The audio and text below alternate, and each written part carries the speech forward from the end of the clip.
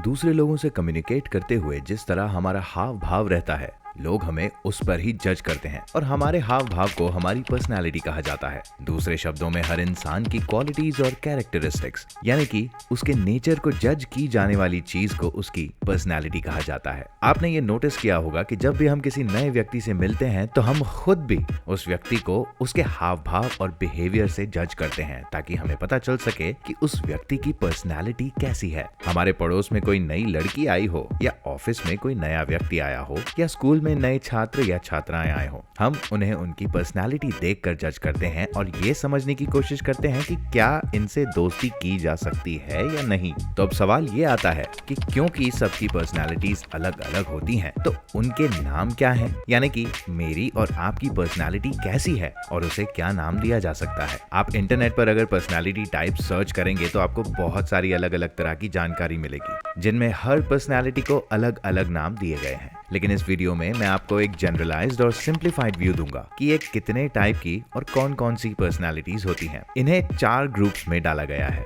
पहला है the dictator. Dictators हमेशा वर्क ओरिएंटेड ही रहते हैं। इन्हें अपने आसपास की और अपनी जिंदगियां खुद के कंट्रोल में रखना बहुत पसंद होता है। ये लोग प्रैक्टिकल रहते हुए एक तो कम बोलते हैं और अपने एक्शंस से दूसरों को जवाब देना पसंद करते हैं। इन्हें अपने गोल्स पर फोकस करना बहुत अच्छे से आता है और ये लोग हमेशा गोल ओरिएंटेड ही रहते हैं। परसिवियरेंस इज की टू सक्सेस या एस्केप द मैट्रिक्स, इस तरह के इनके लाइफ के मोटो रहते हैं। अब डिक्टेटर्स को पहचाना कैसे जाए? जब आप इनसे बात करेंगे तो ये लोग हमेशा काम की बात ही करेंगे। इन्हें किसी की चापलूसी करना बिल्कुल पसंद नहीं होता और ये लोग अपने काम में, बिजनेस में या ऑलमोस्ट हर चीज में बेहद कंपेटिटिव होते हैं क्योंकि गोल्स इनके हमेशा बड़े ही होते हैं। डिक्टेटर्स जितने एम्बिशियस होते हैं उतने ही डोमिनेटिंग भी, यानी कि अगर आप इनके संपर्क में आते हैं तो ये आपको डोमिनेट करने की कोशिश करेंगे और इसी वजह से कभी कभी इनकी रिलेशनशिप्स में ये लोग ज्यादा समय टिक नहीं पाते क्योंकि इन्हें अपने जैसे लोग ही पसंद होते हैं। वहीं दूसरी तरफ ये लोग हाईली मोटिवेटेड भी रहते हैं और इनके बात करने के तरीके से आप भी मोटिवेट हो सकते हैं क्योंकि इनका करिश्मा हमेशा टॉप पर होता है। बिजनेस माइंडेड होने के साथ साथ ये लोग बेहद मेहनती भी होते हैं। काम करते समय इन्हें किसी भी तरह के रिस्ट्रिक्शंस पसंद नहीं आते क्योंकि ये इंडिपेंडेंट होकर काम करना ज्यादा पसंद करते हैं।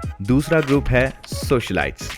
एनर्जी से भरे होने के साथ साथ ये लोग काफी आउटगोइंग होते हैं और अगर आपको ये सीखना है कि दोस्त कैसे बनाया जाए या लड़कियों और लड़कों से बात स्टार्ट कैसे की जाए तो आपको इनसे ही सीखना चाहिए। ऐसा इसलिए क्योंकि ये लोग दोस्त बड़ी आसानी से बना लेते हैं। इनके रिलेशनशिप्स ये कभी खराब नहीं होने देते। दूसरे शब्दों में इन्हें सोशल एनिमल्स भी कहा जा सकता है। अगर ये सोशलिस्ट किसी भी तरह का काम पूरा करते हैं तो इन्हें उसकी शाबाशी सुनना बहुत पसंद होता है। इन्हें अटेंशन मिलता है तो ये बहुत खुश रहते हैं और अटेंशन या कॉम्प्लीमेंट्स पाने के लिए ये हमेशा कुछ ना कुछ अच्छा काम करते ही हैं, जिसके चक्कर में ये कभी कभी फास्ट डिसीजंस भी ले लेते हैं। इतना फ्रेंडली नेचर होने की वजह से ये लोग हमेशा दूसरे लोगों को मोटिवेट करते रहते हैं और दूसरों को उनकी लाइफ में हमेशा अच्छी चीजें या गोल्स अचीव करने के लिए पुश करते रहते हैं। फास्ट डिसीजन मेकिंग इन्हें इम्पल्सिव बनाता है और उसकी वजह से ये अपने इरादों को स्ट्रॉन्ग रखते हैं, लेकिन इसके साथ ये कभी कभी किसी चीज या किसी बात की जड़ तक जाने की जगह अपने इरादों और भावनाओं पर टिक जाते हैं और उसे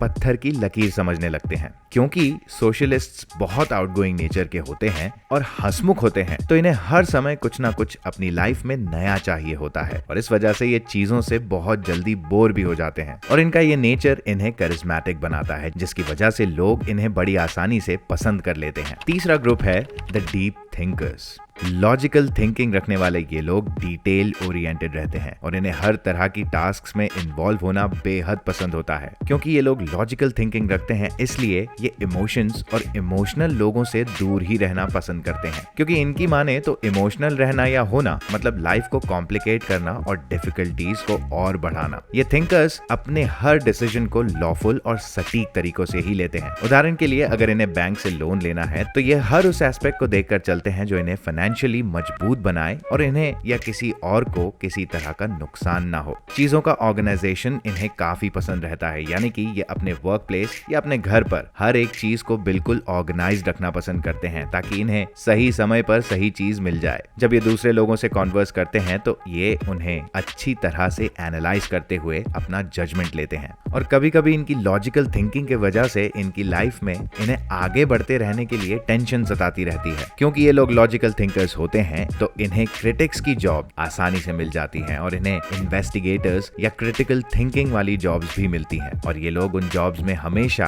एक्सेल ही करते हैं। चौथा ग्रुप है सपोर्टर्स। अपनी लाइफ में चाहे वो वर्क रिलेटेड हो या पर्सनल लाइफ हो, ये लोग सभी चीजों को स्लो पेस्ड रखना ज्यादा पसंद करते हैं। ऐसा करने से इनके द्वारा होने वाले किसी भी काम को ये लोग ठीक तरह से और सटीकता से कर पाते हैं। हर चीज में इन्हें सिक्योर रहना काफी सेफ लगता है, चाहे वो जॉब हो या रिलेशनशिप्स। सिक्योरिटी इन्हें एक सेफ स्पेस प्रोवाइड करती है। इसी के साथ साथ इन्हें रेपिटेटिव काम करने में बड़ा मजा आता है, जिसकी वजह से इनके जीवन का डेली रूटीन सेट रहता है और जिस तरह से ये बचपन से जीते आए हैं उसी तरह से ये अपना जीवन सुबह उठने से लेकर रात को वापस सोने तक बिल्कुल उसी अंदाज में करते हैं जिस तरह से ये हमेशा से करते आए हैं। ये लोग रेपिटेटिव चीजें करने की वजह से जिस भी काम को करते हैं या खेल खेलते हैं उसमें ये माहिर हो जाते हैं और इस पर्सनैलिटी के लोग ज्यादातर एथलीट्स बनते हैं। इन लोगों की कुछ खास बातें ये हैं कि ये शर्मीले तो होते हैं लेकिन ये अपने आसपास हो रही हर चीज और मौजूद हर इंसान को बड़े गौर से ऑब्जर्व करते हैं। इन्हें अपनी लाइफ स्टेबल और काम रखना काफी पसंद होता है और क्योंकि इनका नेचर दूसरे लोगों के लिए काफी केयरिंग होता है तो इसका रिजल्ट ये होता है कि कभी कभी ये दूसरों की वजह से अपनी फीलिंग्स को हर्ट कर बैठते हैं। इनका सेल्फ कॉन्फिडेंस बहुत स्ट्रांग होता है लेकिन ये खुद को बदल नहीं पाते हैं और अपनी फीलिंग्स को मन में रखते हुए जैसे हैं